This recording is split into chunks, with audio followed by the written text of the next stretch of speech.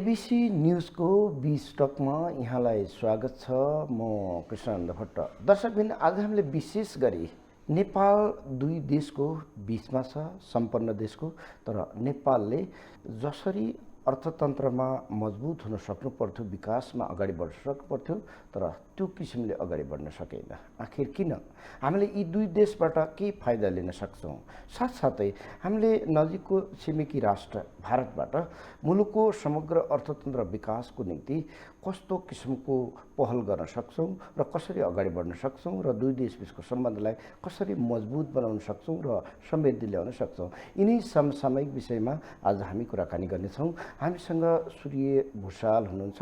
उहाँ नेपाल भारत मानव विकास एवं मैत्री सङ्घको अध्यक्ष समेत हुनुहुन्छ।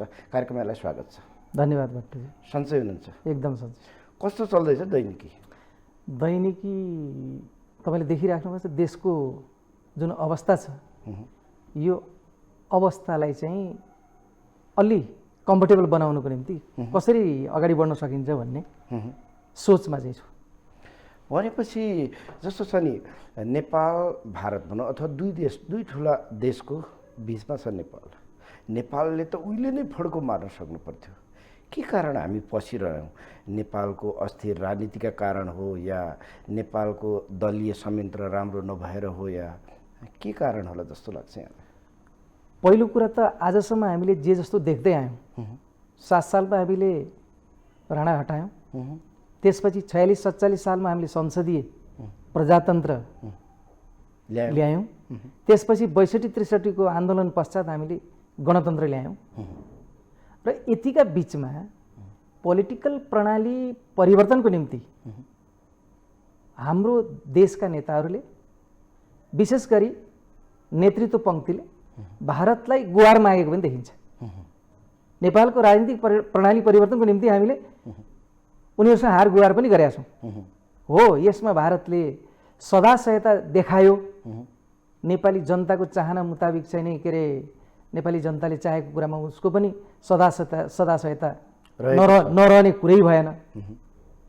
तर हामीले यति गरेर जब नेपालमा अब यो परिवर्तन पश्चात हाम्रो देश त्यो लेभलमा अगाडि बढ्न सक्छ, त्यसरी हामी अगाडि बढ्न सक्छौँ र नेपाल एउटा चाहिँ स्ट्रङ नेपाल, दह्रो नेपाल, समृद्धशाली नेपाल बनाउन सक्छौँ भन्ने जुन आशा नेपाली जनतामा पलाएको थियो, त्यो विगत 16 वर्षदेखि अहिलेसम्म आउँदाखेरि हो काम नभएका होइनन्, भएका छन्। तर जति फड्को मार्न सकिन्थ्यो नि, जसरी प्रणाली परिवर्तनको निम्ति, राजनीतिक प्रणाली परिवर्तनको निम्ति भारतको सदा सहायता लिन नेताहरू सक्षम रहे, त्यसै गरी नेपालको आर्थिक क्रान्तिको निम्ति, आर्थिक विकासको निम्ति भारतको त्यो लेभलको सदा सहायता हासिल गर्न कहीँ न कहीँ हामी चुकेकै होला। चुकेकै कारण चाहिँ हामी त्यस दिशामा चाहिँ जान सकेका छैनौँ। कसरी कमजोर भयो हामी चाहिँ? भनिहाल्यो नि, हामी दुई ठुला देशको बिचमा छौँ, दुई ढुङ्गाको तरुल भनेर पनि हामी चाहिँ परिचित छौँ। तर चाहिँ हाम्रो जहाँको त्यही अवस्था रह्यो, हाम्रो आय स्तर त्यस्तै भयो, जनजीवन त्यस्तै भयो होइन। खासै बरु यो जुन क्रमिक विकास थियो नि, जुन चाहिँ पञ्चवर्षीय रणनीति अनुसार, त्यो त भइरहेकै थियो, त्यसमा त कुनै आपत्ति पनि थिएन। हिजोका कुनै राजा महाराजा हुँदाखेरि पनि त त्यस्तो गडबड नि थिएन, कसै देशले केही पनि भनेन। अहिले हरेक देशले हरेक किसिमका भाषा बोलिरहेका छन् हाम्रो देश विरुद्ध होइन। बेला बेलामा हेर्नुहोस्, नेपालको टेरिटोरीलाई पनि छ नि, हरेक दुई देश बिचले एकले अर्कालाई हरेक किसिमका बेला बेलामा चाहिँ केही न केही आइरहेका छन्। तर हिजोको अवस्थामा त्यो कुरा सुनिँदैन थियो होइन। अब प्रजातन्त्र जुन खुला वातावरणमा त केही त्यस्ता कुराहरू सुनिन्छन्, आउँछन् पनि। अझ त्यसमाथि पनि यो ग्लोबल भिलेज भइसकेको छ। हेर्नु, वर्ल्ड अब पुरै डिजिटलाइज हुने स्थितिमा दौडिँदैछ। कतिपय पुगिसकेका र कतिपय पछ्याउँदै गरेको स्थितिमा छन्। त्यसकारण ती कुराहरू नसुनिने होइनन्, सुनिन्छन्। तर जहाँसुकै जस्तोसुकै भए पनि हामीले हाम्रो देशको समृद्धिको निम्ति हामीले एउटा प्लान नै बनाउनुपर्छ। त्यो ट्र्याक नै बनाएर जानुपर्छ। त्यो ट्र्याक कस्तो ट्र्याक भन्दाखेरि हो, राजनेता त्यस्तो हुनु पर्यो जसले रिस्क पनि उठाउँछ। त्यो मात्रै राजनेता हुन्छ। त्यसले देशको चाहिँ नि समृद्धि कसरी हुन्छ भन्ने बारेमा एउटा खाका लिएर आउँछ। र र त्यो दिशातिर ऊ जान्छ। हामी कहाँ कस्तो भइरहेछ अहिले पनि भने तपाईँको समृद्धिको कुरा भाषणमा धेरै, त्यो खालको इन्भाइरोमेन्ट देखिँदैन। अहिले भन्नु न तपाईँ हेर्नुहोस् त, आज विचार यो के अरे तमाम चाहिँ नि जनताहरू चाहिँ यो ब्याङ्कको चाहिँ तपाईँले अहिले कोभिडको मारमा परेका इन्डस्ट्रीहरू, चाहे त्यो टुरिज्म इन्डस्ट्री होस्, कुनै पनि इन्डस्ट्रीहरू अहिले तपाईँको छटपटाउने स्थिति भएको छ। एकदम पुरै छटपटाट छ। राज्यले तपाईँको त्यो उनीहरूको चाहिँ इन्डस्ट्री अपग्रेड गर्नको निम्ति, फैलाउनको निम्ति, बढाउनको निम्ति लोन समेत दिन नसक्ने स्थिति राज्यले हो त। हामी गर्व के गरिरहेछौँ भने हामीले भयङ्कर काम गरिरहेछौँ। तर नेपाली एक हिसाबले व्यक्ति चाहिँ धनी देखिन्छ नि त। हेर्नुहोस्, इन्डियामै 1-2 लाख पर्ने गाडीहरूलाई नेपालमा तपाईँको 15-20 लाख तिरेर छ नि, चढ्ने क्षमता चाहिँ छ नेपालीमा, होइन? तर नेपालको इन्डस्ट्री भनौँ अथवा अरू व्यक्ति विकासमा त अझ निकै तल छ। अब त्यो भेहिकल चढ्ने न्यून वर्ग छ हेर्नुहोस्, जो सक्षम छ। अदरवाइज ऊ पनि बडा दुःखका साथ चढिरहेछ। किनभने यो जुन कस्टमको त्यति मात्रै होइन, तपाईँले भेहिकलको कुरा गर्नुभयो, तपाईँ मलको कुरा गर्नुहोस् न। आज 276 रुपियाँमा इन्डियामा 45 केजी युरिया, 45 केजीको युरियाको बोरा पाइन्छ। 276 रुपियाँ, नै 67 रुपियाँमा। नेपालमा कति पर्छ त्यसैलाई? निकै छ, अत्याधिक छ। लगभग तपाईँको 1500बाट स्टार्ट भएकोमा 2200 सम्म लिन्छ नि हेर्नुहोस्। कति भ्रमलुट हुँदो रहेछ त। तर कुनै सरकारले त्यसको कुनै मेकानिजम होइन के छ, सरकारले अरू चिज गर्न नसके पनि एउटा सिस्टम पनि क्रिएट गर्न सकेन नि त। अब यो के लाग्छ यहाँलाई? तपाईँले चाहिँ होइन, यहाँनिर एउटा जस्तो के छ भने मैले यो नेपाल भारत मानव विकास सेवा मैत्री सङ्घ विगत 21 वर्ष अगाडि हामीले स्थापना गऱ्यौँ नेपालमा। त्यसै गरी यसको चाहिँ नि उता इन्डिया साइडमा पनि यसको चाहिँ काउन्टर पार्ट भारत नेपाल मानव विकास मैत्री सङ्घको नामले बनायौँ।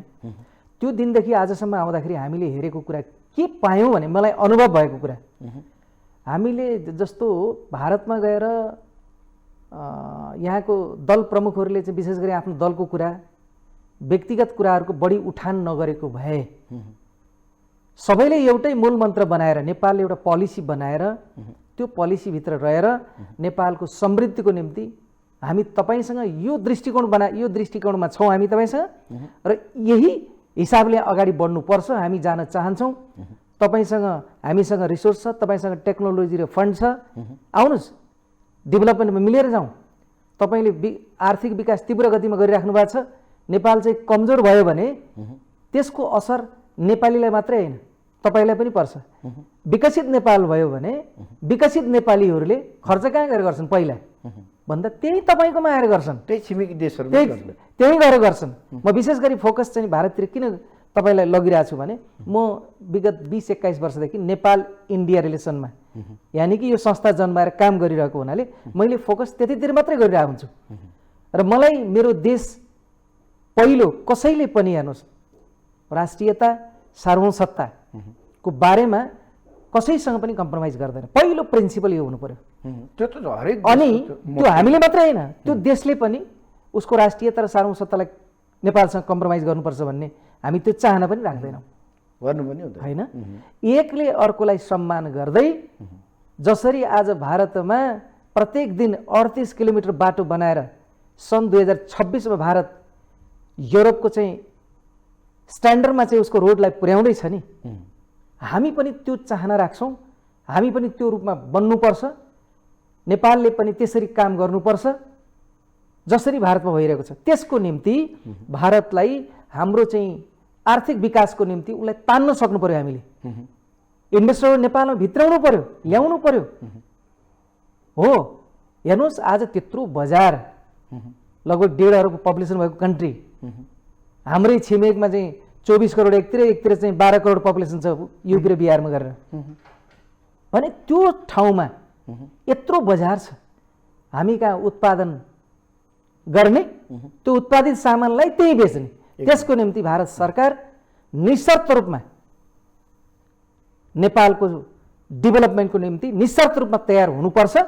र नेपाली नेताहरू, नेपाल सरकारले जुनसुकै सरकारले भारतसँग चाहिँ त्यो ढङ्गले कुरा राख्यो भने भारत तयार हुँदैन भनेर मलाई विश्वास लाग्दैन। किनभने इन्डिभिजुअल रूपमा हामीले त्यहाँका कन्सर्न अथोरिटीका मान्छेहरू, त्यहाँका नेपालप्रतिका जसले नेपाल पनि दरो कन्ट्री, स्ट्रङ नेपाल बनोस् भन्ने चाहना राख्नेहरूले गरेको कुराबाट हामी बुझ्छौँ।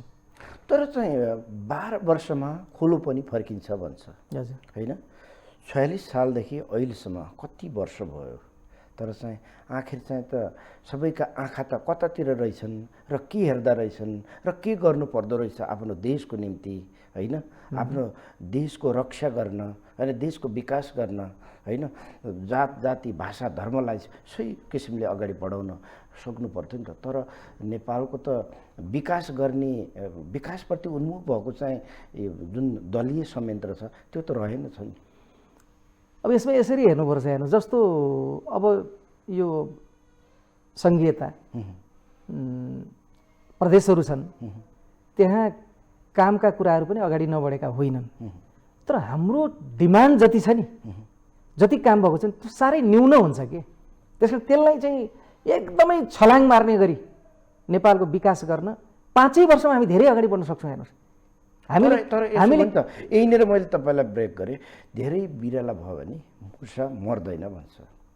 धेरै नेता भएर त देश बन्ने होइन नि त, सिस्टम क्रिएट गर्न पनि किन सकेन नि त आखिर।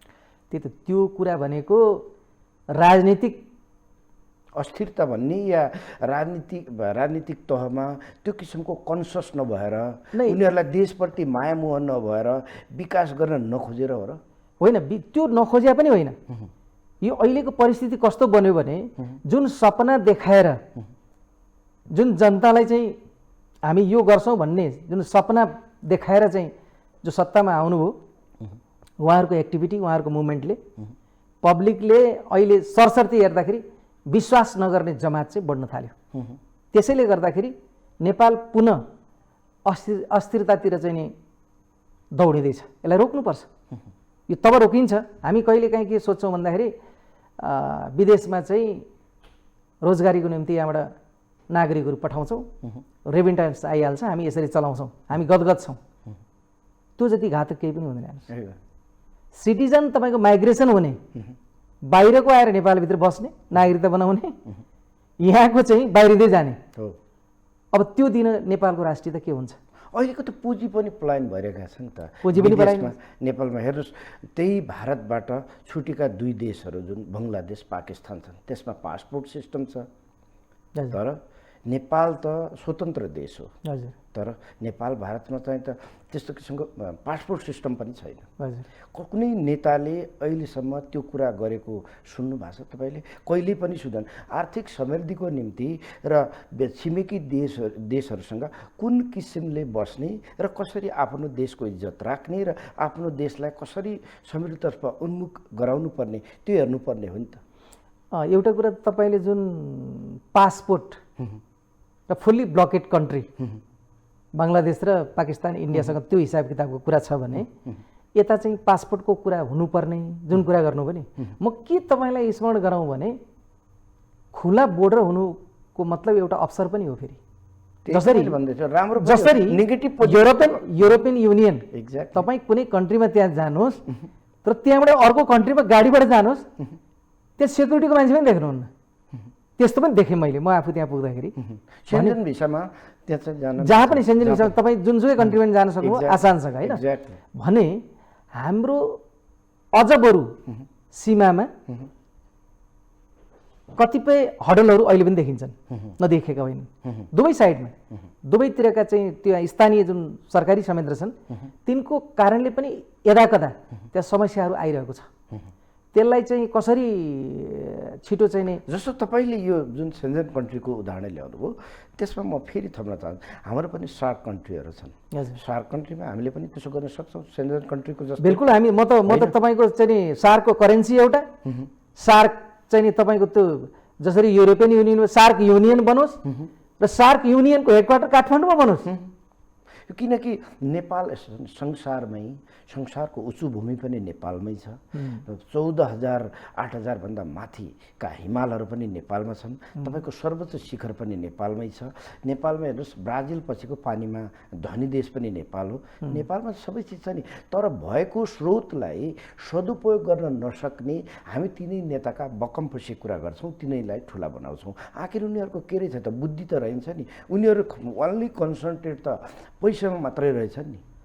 म त्यसरी तपाईँले भने जसरी नेताहरूलाई ब्लेम लगाउन त चाहन्न। ब्लेम होइन, मैले के भन्छु भन्दाखेरि हामीले होइन, मैले तपाईँलाई यसमा रिमाइन्ड फेरि गराउँछु है। मैले भन्नु खोजेको त्यत्रो दिमाग तपाईँ हामी यसरी डिस्कस गरिरहेका छौँ भनेपछि उनीहरूले पनि धेरै खारिएका, धेरै बोलिसकेका, धेरै भाषण गरिसकेका मान्छे हुन् भने आफ्नो देशको अवस्था थाहा छ, पब्लिकको अवस्था थाहा छ, बाटोघाटोको अवस्था थाहा छ, तर चाहिँ एउटा सिस्टम क्रिएट किन गर्न सक्दैनन्? यति समयमा यो चिज हुनैपर्छ, भएन भने त्यो चाहिँ ब्याक होस्, अर्कोले आओस् भन्ने किसिमको सिस्टम पनि गर्न सकेका छैन नि। एउटै व्यक्ति 80 कति 60 वर्षसम्म 59-58 वर्षमा त्यहाँ जागिरमा बस भन्छ। प्रत्येक नेपालीलाई छ नि 10 वर्ष कम्पलसरी सबै नेपालीले काम गर्नैपर्छ सरकारी संयन्त्रमा, बढीमा 15 वर्षमा रिटायर, होइन घटीमा 10 वर्ष त काम गर्नैपर्छ भन्ने कम्पलसरी नियम लागू गर्न किन सक्दैन?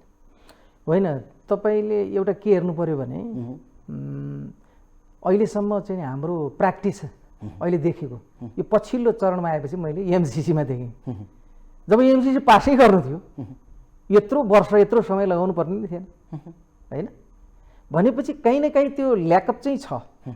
र त्यही कारणले हामीले 35 वर्ष अगाडि, म कहिलेकाहीँ यसरी तपाईँहरू मिडियासँग आउँदाखेरि म त्यो उदाहरण बारम्बार दिइराखेको हुन्छु।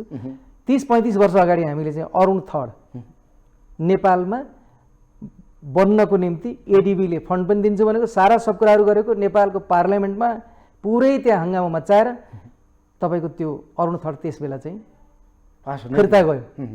त्यत्रो विवाद हो पार्लियामेन्टमा। तर त्यही अरुण थर्ड जसले 993 मेगावाट जुन जेनेरेट गर्छ त्यो 30 वर्षपछि आएर भारतको हिमाचल प्रदेशको सतलज कम्पनीलाई दियौँ भनेपछि हामीले छाती पिटेर गर्व के गर्नु पर्यो भने उहाँहरू नै अहिले फेरि सत्तामा पनि हुनुहुन्छ कतिपय त, उहाँहरूले गर्व गर्नुभएको छ। उहाँहरूलाई त्यो दिनको स्मरण कता कता नभए जस्तो लाग्छ। त्यस कारण हामीले के गर्नु पर्यो भने अब जनताले निगरानी गर्नुपर्छ। जनताले बिल्कुलै उहाँहरूलाई चाहिँ, उहाँहरू अब जस्तो स्थानीय चुनाव पनि आइरहेछ, उहाँहरूले भनेको कुराहरूमा, उहाँहरूले गरेको कुरामा, गाउँ गाउँमा, टोल टोलमा सबैले उहाँहरूलाई प्रश्न एउटै गर्नुपर्छ कि हामी राजनीतिक कुरा हामी सुन्नै चाहन्नौँ, प्रणालीको कुरा अब हामी सुन्नै चाहँदैनौँ।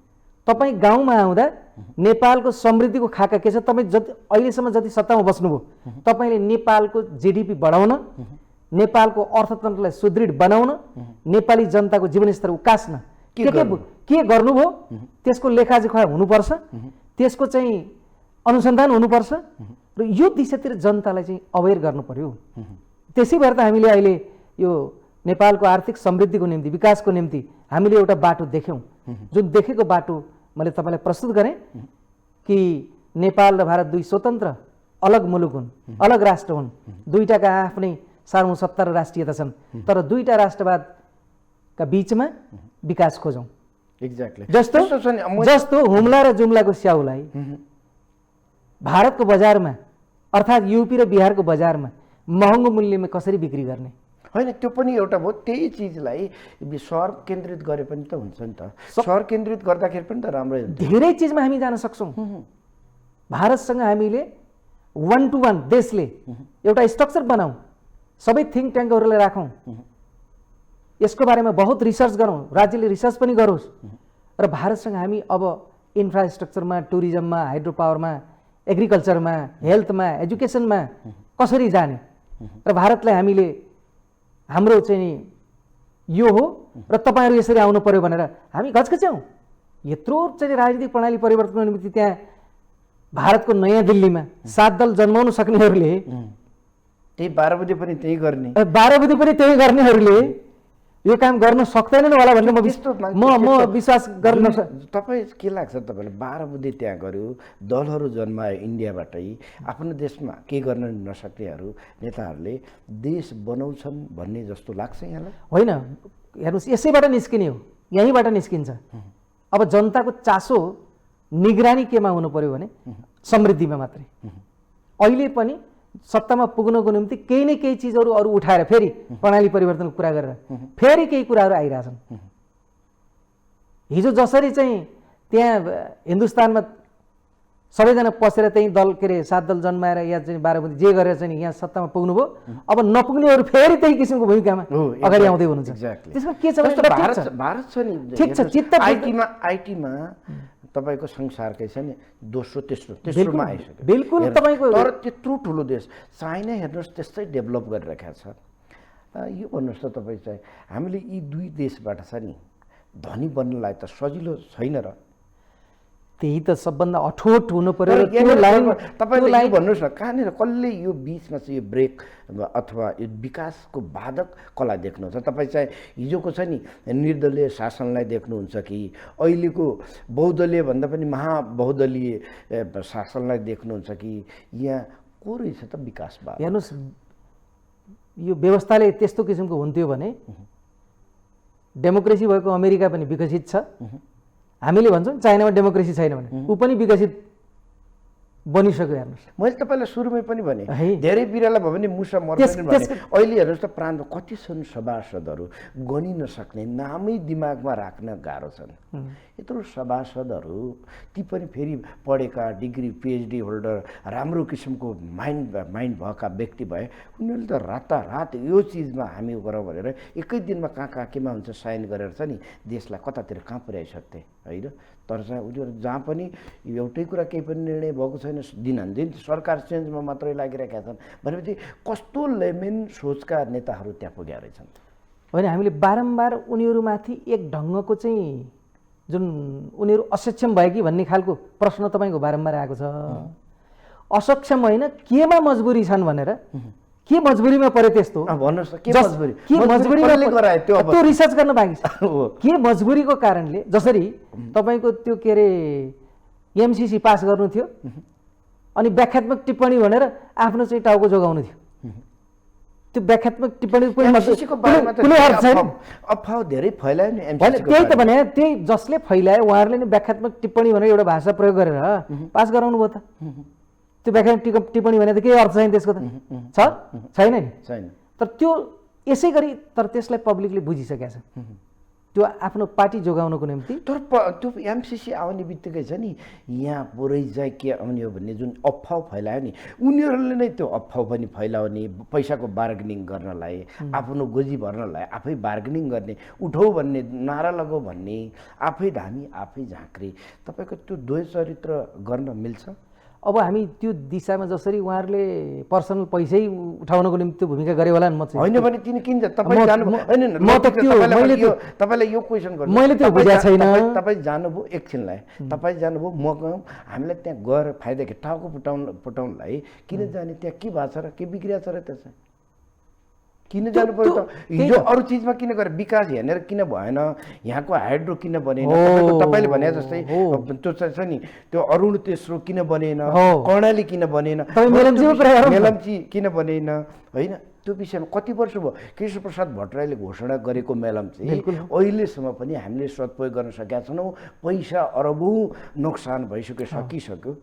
खै त त्यो विषयमा चाहिँ ती नेताहरूले चाहिँ नि ती नेता नारा लाउनेहरूले त्यो विषयमा कुरा उठाएको खै त? त्यसको चाहिँ मुभमेन्ट गर्नु चाहिँ त ठुलो चाहिँ त्यो मात्रै भएन।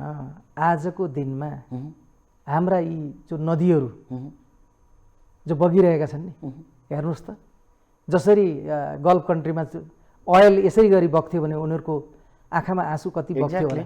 हामी यसरी हाम्रो पानी यसै खेर फ्याँकिरहेका छौँ। म त्यही कुरा आउँदै थियो तपाईँलाई, हाम्रो आँसु बहाउनु पर्ने हो। त्यस कारण त्यही भएर हामीले के भनेका छौँ भने हामी ठाउँ ठाउँ गाउँ गाउँ टोल टोलमा प्रत्येक जिल्लाहरूमा हामी पुग्दै हामीले कलेजमा र हामीले कतिपय चाहिँ उद्योगी व्यवसायीसँग छलफल गर्दै हामीले के कुरा भन्न खोजिरहेछौँ भने अब हिन्दुस्तानसँग हामीले कुन कुन सेक्टरमा साझेदार हुनु पर्यो। बिल्कुल साझेदार विकासको कुरामा हामीले अरू कुरामा चाहिँ अरू कुरा दुई देशको छ नि सम्बन्ध आफ्नो प्रकारले चल्छ। दुई देशको सम्बन्ध त जहिले पनि राम्रै रहन्छ। किन दुईटा कन्ट्रीको सम्बन्ध तपाईँ कसैले यहाँ बल मिचाइ गरेर बिगार्छु भने भरमा न त नेपालले सक्छ न भारतले सक्छ। हो, तर हामीले विकासमा चाहिँ साझेदार बन्नु पर्यो। बिल्कुल। र नेपालमा भएको स्रोतलाई सदुपयोग गर्न सक्नु पर्यो। नेपालसँग स्रोत जस्तो तपाईँलाई म एउटा उदाहरणको रूपमा बताउँ है, मैले भन्ने पनि गरेको छु, हिन्दुस्तान पनि फर्टिलाइजर इम्पोर्ट गर्छ। अस्ति भर्खर हामीले सुन्यौँ नि 5 वर्षको निम्ति G2G हामीले 7 लाख मेट्रिक टन जुन मलको आवश्यकता पर्छ नेपाललाई, त्यसमा हामीले 3-3.5 लाख करिब करिब मल चाहिँ भित्राउँछौँ र त्यो मल पनि हामीले भारतसँग अपेक्षा गर्छौँ, उसले पनि बाहिरबाट इम्पोर्ट गर्छ नि त। भने नेपालमा केमिकल फर्टिलाइजर खोल्ने कुरामा भारत र हामी चाहिँ जोइन्ट भेन्चरमा जान सक्दैनौँ? मजाले जोइन्ट भेन्चरमा गएर 4वटा इन्डस्ट्री लगाउँ न यहाँ। त्यो मल नेपाललाई आवश्यक पनि नेपालले उपयोग गर्ने, भारतलाई चाहिएको भारतले लग्छ, त्यो बापत रोयल्टी तिर्छ। त्यस्तै अन्य कुराहरू छन्। हिन्दुस्तानले त्यत्रो चाहिँ गाडीहरू भेहिकलहरू बनाएको छ, हेर्नुहोस्। उसलाई भनौँ न हामीले कि हामीलाई कमसेकम टायर बनाउने इन्डस्ट्री हामी राख्न चाहन्छौँ, आउनुहोस् जोइन्ट भेन्चरमा 4-6 चाहिँ इन्डस्ट्रीहरू नेपालमा बसाउँ, यहाँ इम्प्लोइमेन्ट जेनेरेट हुन्छ, हेर्नुहोस्। एक्ज्याक्टली। र तपाईँ त्यो टायर चाहिँ तपाईँ पर्चेस गर्नुहोस्, हरेक चिज हुनसक्छ, हेर्नुहोस्। तर यत्रो अदुवा नेपालमा उत्पादन हुन्छ। मैले हिजो मात्रै चाहिँ एकजना यससँग सम्बन्धित साथीले कुरा गर्दै हुनुहुन्थ्यो, सहज रूपमा भारतमा पुर्याउन सक्दाखेरि त्यसको मूल्य अहिले यहाँ जुन जति उत्पादन भएको छ त्यो पनि खपत हुन सक्दैन, हेर्नुहोस्। त्यो बजारमा त्यसको पहुँच पुगिसकेको छैन। राज्यले गर्नु पर्दैन यस्तो कामहरू, भारतसँग भन्नु पर्यो नि। त्यसकारण एउटा हाइडल प्रोजेक्ट या हाइड्रो पावरको निम्ति वर्षौँ लगाएर हाइड्रो पावरको निम्ति अनेक कुराहरू गरेर कहिले के भनेर अड्काएको छ, कहिले के भनेर अड्काएको छ, कहिले के गरेर, हेर्नुहोस् अहिलेको स्थितिमा बिजुली खेर गयो। हामीले इन्डियासँग पनि किनेका छौँ एउटा रेटमा, बिक्री पनि गरेका छौँ, तर हामीसँग जुन बिजुली अब जेनेरेटर भएको आउँदैछ त्यसलाई कहाँ खपत गर्ने भन्ने बारेमा राष्ट्रसँग खाएकै छैन। त्यसकारण यो दिशातिर हामीले सरकारलाई बिल्कुल के भन्नु पर्यो भने दबाब बनाउनु पर्यो। जो जहाँ छौँ जनता, त्यहाँबाट जो जुन पार्टीका हौँ उनीहरूले आफ्नो नेतालाई भन्नु पर्यो, आफ्नो प्रधानमन्त्री पार्टी सभापतिलाई भन्नु पर्यो, खबरदार अब धेरै तपाईँले अल्मल्याउने काम नगर्नुहोस्, बरु राजनेता बन्नुहोस्, हामी स्यालुट गर्छौँ तपाईँलाई, सम्मान गर्छौँ, राज्यले तपाईँलाई पूजा गरेर राख्छ। हिस्ट्रीमा त्यस्ता विश्वभर कयौँ मान्छेहरू देखिएका छन्। कुनै देश कसैले बनाएको छ त्यस्तो हामीले प्रमाण पाएका छौँ भने यहाँ पनि त्यस्तो राजनेता कुनै जन्मिएर, हुन त म आशावादी पनि छु, हेर्नुहोस् कोही न कोही भित्रैबाट आउला है। तर हामीले विलम्ब नगरिकन भारतसँग कमन कन्सेप्ट बनाऊ। कमन कन्सेप्ट बनाउनु भन्नुको मतलब चाहिँ राष्ट्रियता र सार्वसत्ता के अरे तिलाञ्जली दिने भन्ने कुरा होइन क्या। यसरी बुझिदिनु भएन। जसरी यहाँ एउटा तबका छ, जहिले पनि त्यही तबकाले चाहिँ एउटै कुरो भजाएर एउटै कुरा भजाउँछ, भारतको विरोध नै राष्ट्रवाद हो भनेर त्यो भजा चर्को स्वरमा जसले भारतको चाहिँ विरोध गर्यो भने राष्ट्रवादी भइन्छ र मेरो यहाँ भोट बढ्छ भन्ने हिसाबमा यो चिजहरू अब हामीले कति गरिराख्ने। जस्तो अहिले त जुन हाम्रो लिपुवा धोराको कुरा आयो होइन, हजुर तपाईँको त्यो त्यहाँ बाटो बनाए पनि हामीले त के भन्ने भारतलाई भने तपाईँलाई धेरै धेरै धन्यवाद, यो सहयोग तपाईँले गर्नुभयो हाम्रो लागि, हाम्रो बाटो आवश्यक थियो, तपाईँको जे जसरी बनाए पनि बनाउनु भयो तपाईँले, हामीलाई थाहा दिएर या नदिएर, हामीले आँखा चिम्मा गरेर देख्यौँ या नदेख्यौँ सेकेन्डरी कुरो भयो, तर त्यहाँको अर्थतन्त्र सुधार हुन्छ, त्यहाँको बाटोघाटो ल्याइदिनु भयो। अब बाटो हामीलाई हस्तान्तरण गरिदिनुहोस् भनेर कुनै सरकारले अथवा कुनै सङ्घ संस्थाले कसैले भने देख्नु भएको छ? होइन, यसमा सङ्घ संस्थाको त रोलै हुँदैन। होइन, एकछिनलाई सुन्नुहोस् है, यो गुहार गर्ने सरकारको निम्ति छ नि, हाम्रो सरकारलाई उ गराइदिनुहोस्। अरूले बोल्ने भनेको यसमा चाहिँ फुटपाथीले बोले सर हुन्छ, हेर्नुहोस्, बुझ्नु भएन? हामीहरूले बोल्नु भनेको त्यसमा कुनै त्यो निदान त्यो हल हुने कुरा हुँदैन हो। हामीले बरु सरकारलाई के भन्न सक्छौँ भने तपाईँ यो दुईटा राष्ट्रबीचका कुनै त्यस्ता समस्याहरू, लिम्पियाधुरा लिपुलेकको मात्रै कुरा होइन, अरू ठाउँका पनि कुराहरू, चाइनासँग पनि बोर्डर इस्युका केही कुराहरू अस्ति भर्खर सुनियो पनि होइन, भने यस्ताहरूलाई चाहिँ छिटो हल गर्नुहोस् भनेर नेपाल सरकारलाई हामीले उनीहरूलाई भन्ने होइन, र उनीहरू कन्सर्न च्यानल मार्फत जानु पर्यो र त्यसको चाहिँ निकास ल्याउनु पर्यो क्या। एक्ज्याक्टली, ल्याउनु पर्छ। हामी करिब अन्ततिर पनि आइसक्यौँ है। के छ नि त अब तपाईँले छ नि तपाईँको संस्था मार्फत हजुर के चिज भित्र्याउँदै हुनुहुन्छ र कसरी नेपालको आर्थिक रूपान्तरण हुन्छ? हेर्नुहोस्, भित्र्याउने कुरामा चाहिँ हाम्रो चाहिँ योजना के छ भने नेपालको 77 जिल्लामै हामी यो जुन नेपालको आर्थिक विकासको निम्ति नेपाल भारत बीच साझा अवधारणा बनाऊ भन्ने बारेमा एक खालको अवेरनेस प्रोग्राम हामीले अगाडि बढाइरहेका छौँ। यसबाट हामीले विभिन्न विचारहरू पाइरहेका छौँ, विभिन्न सोचहरू हामीले समाजबाट चाहिँ पाएका छौँ।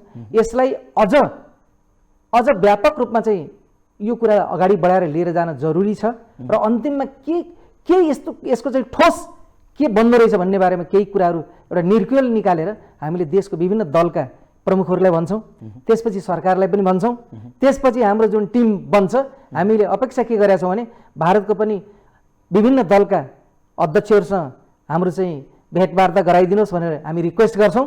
त्यसपछि त्यहाँको सरकारसँग पनि हामी चाहिँ हाम्रो चाहना यो छ, नेपालको चाहना भारतसँग चाहिँ नेपालको आर्थिक समृद्धिको निम्ति हाम्रो चाहना यो छ। त्यसकारण तपाईँ विकसित नेपाल, स्ट्रङ नेपाल तपाईँ देख्न चाहनुहुन्छ, निश्चित रूपमा देख्न चाहनुहुन्छ, किनकि त्यही दह्रो नेपाल नै भारतको एकमात्र मित्र, एकमात्र त्यस्तो शुभचिन्तक तपाईँले अझ थप पाउनुहुनेछ भनेर उहाँहरूलाई भन्न जान्छौँ। र दुईटा सरकारहरूलाई घचघच्याउने कुरामा हामी लाग्न सक्छौँ, तर गर्ने यसमा कसले हो भन्दाखेरि यो एजेन्डामा हाल्ने राजनीतिक दलले हो। राजनीतिक दलहरूलाई हामी भन्छौँ तपाईँहरू यो एजेन्डामै हाल्नुहोस्, तपाईँको पोलिटिकल एजेन्डामै ल्याउनुहोस्, होइन? त्यसकारण यसलाई कसरी अगाडि बढाउन सकिन्छ भन्ने दिशामा फेरि सरकारलाई पनि घचघच्याउँछौँ। अब सुझाव दिने, सल्लाह दिने, घचघच्याउने एउटा पाठ हो। और यसले एउटा रूप लिएपछि केही पनि भएन भने फेरि यसले एउटा रूप पनि लिन्छ। त्यो रूप लिने क्रममा चाहिँ जुन साथीहरूले यो अभियानमा चाहिँ जो सक्रिय भएर हिँड्नु हुनुहुन्छ, त्यसपछि उहाँहरूले पनि अनि कसरी जाने भन्ने दिशामा फेरि सोच्न सकिन्छ। भनेपछि धार्मिक पर्यटनको निम्ति पनि भारत छ नि, के भन् नेपाल चाहिँ एकदम मजबुत छ। जुन पर्यटन क्षेत्रको निम्ति त नेपाल त अलिक फरक किसिमको छ नि त, होइन?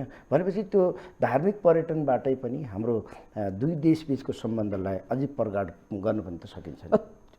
त्यो मात्रै होइन, धेरै चिज छन् यस्ता। तपाईँले धार्मिक पर्यटनको कुरा गर्नुभयो, हामीले के गरिरहेछौँ मुस्ताङमा विश्वभरिबाट मानिसहरू आउँदाखेरि चाहे एक दिन बसोस्, त्यो लोमानथाङ जानु पर्यो भने कागबिनीबाट लोमानथाङ जानको निम्ति हामीले उसँग $500 लिन्छौँ, चाहे त्यो एक दिनमा पुगेर मात्रै फर्कियोस्। त्यसमा हामीले कसलाई पनि जोडेका छौँ भन्दा भारतलाई पनि जोडेका छौँ। भारतीय नागरिक पनि त्यहाँ जानु पर्यो भने त्यही पैसा तिर्नुपर्छ। बरु त्यहाँनिर के गरेको भए हुन्थ्यो भने त्यो फी नलिने, उसले त्यहाँ चाहिँ इन्टरटेनमा चाहिँ खर्च गर्ने, त्योभन्दा बढी खर्च कसरी गर्छ त्यो खालको इन्फ्रास्ट्रक्चर बनाइदिने कुरामा लाग्नुपर्ने हो नि। टुरिस्ट बढ्थे नि, एक्ज्याक्टली थामिन सक्नुहुन्थ्यो नि। भने एकातिर हामीले धार्मिक तीर्थयात्रीदेखि लिएर टुरिज्म प्रमोसनको कुरा पनि गरिरहेछौँ र कयौँ हडलहरू पनि हाम्रा सामने छन्, तिनलाई हटाउने कुरामा हामीहरू आएका पनि छैनौँ। त्यसकारण यो समग्र दिशामा म त विशेष गरी अहिलेको वर्तमान प्रधानमन्त्री हेर्नुहोस्, जीवनमा सधैँभरि बाँचिन्न हो, आयु भन्ने कुरा कति बेला को के हुन्छ ठेगान छैन। त्यसकारण यो जुन विशेष दलहरू छन् जसले चाहिँ अहिले गठबन्धनको सरकार छ, प्रतिपक्षमा चाहिँ ओलीजी हुनुहुन्छ, उहाँहरू सबै एक ठाउँ बसेर अब हामी नेपालको समृद्धिको निम्ति हामीले खाका बनाउन लाग्यौँ भनेर डिबेट गर्नुहोस्, छलफल चलाउनुहोस्। हाम्रो चाहना छ तपाईँहरू सत्तामै बसिराख्नुहोस्, खाइराख्नुहोस्, तर गरिदिनुहोस् त्यति। एक्ज्याक्टली। भनेपछि जलस्रोतको विकासको निम्ति हामीले सजिलो माध्यम र सजिलो तरिका के देख्नुहुन्छ? 1, 2, 3। जलस्रोतको विकास हुनको निम्ति पहिलो कुरा बिजुली कहाँ बेच्ने हो? भारतमै बेच्ने हो, अरू विकल्प छैन। हामीले चाहे बङ्गलादेशसँग गरौँ, इन्डिया अगाडि नसरिकन त्यो सम्भावना कम हुन्छ। त्यसकारण के छ भने त्यसको निम्ति उनीहरूलाई नेपालमा इन्भेस्ट गर्न आउने इन्भाइरोमेन्ट तयार गर्ने, नेपाल सरकारले त्यो वातावरण बनाउने। भारतले पनि आफ्नो पोलिसी लेभलमै परिवर्तन गरेर तपाईँहरू जानुहोस् नेपालमा गएर इन्भेस्ट गर्नु, हाइड्रो पावरमा, टुरिज्ममा, एग्रिकल्चरमा टेक्नोलोजी लिएर जानुहोस् भनेर भारतले पनि आफ्नो पोलिसीमै परिवर्तन ल्याउनु पर्यो। हामी यति छिटो फर्को मार्छौँ नि, डे टु डे, दिनौँ दैनिक यसै विषयमा मात्रै सक्रियता बनाउने हो भने छोटो समयमा हामी धेरै अगाडि बढ्न सक्छौँ। अन्तिममा नेपाल सरकारलाई चाहिँ सर्टकट किसिमले तपाईँको सुझाव के छ? अघि मैले त्यही सुझाव, यो जुन नेपालको आर्थिक विकासको निम्ति वर्तमान यो 5 दलीय गठबन्धन जुन सरकार छ, यो गठबन्धन सरकारले नेपालको आर्थिक विकासको निम्ति भारतसँग कमन कन्सेप्ट बनाएर जाने कुरा आफ्नो एजेन्डामा ल्याओस् भन्ने चाहन्छु। हस् त, समय र संवादका लागि यहाँलाई धेरै धेरै धन्यवाद। तपाईँलाई नि धन्यवाद छ पार्टी। हस्, थ्याङ्क यू। दर्शकबिन, हामी कुरा गर्दैथ्यौँ सूर्य भूषाल, उहाँ अध्यक्ष हुनुहुन्छ नेपाल भारत मानव विकास एवं मैत्री सङ्घको। हस् त, भोलि अर्को विषय र प्रसङ्ग साथ यहाँमा आज बस्ने बाचा गर्दै आजका लागि म लगायत सम्पूर्ण युनिटलाई पनि आज्ञा दिनुहोस्। एबिसी न्युज हेर्दै गर्नुहोस्। नमस्कार।